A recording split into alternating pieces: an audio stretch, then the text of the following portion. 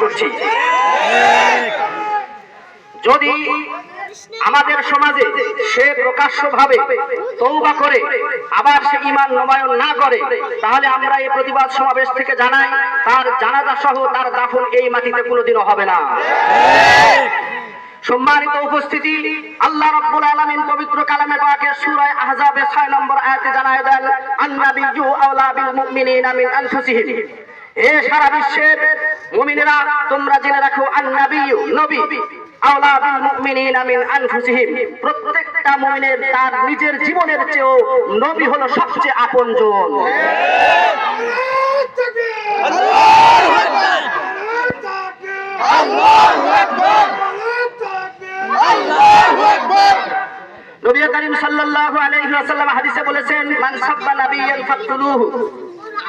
যদি কেউ নবীকে কটূক্তি করে, গালি দেয়, অবমাননা করে, তাহলে তার সর্বোচ্চ শাস্তি হলো তাকে হত্যা করা। আমরা শান্তিপ্রিয় মুসলমান, আমরা কোনো বিশৃঙ্খলায় জড়িত হই নাই, তার বাড়ি সহ তাদেরকে আক্রমণ করি নাই, এটা আমরা আমাদের ভদ্রতার পরিচয় দিয়েছি।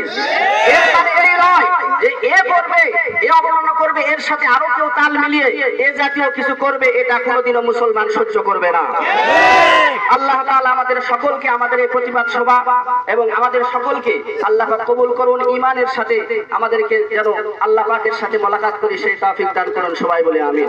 সবাই ইস্তিগফার করি, আস্তাগফিরুল্লাহ রাব্বি মিন কুল্লি যামবিন ওয়া আতুবু ইলাইহি। বিসমিল্লাহির রহমানির রহিম।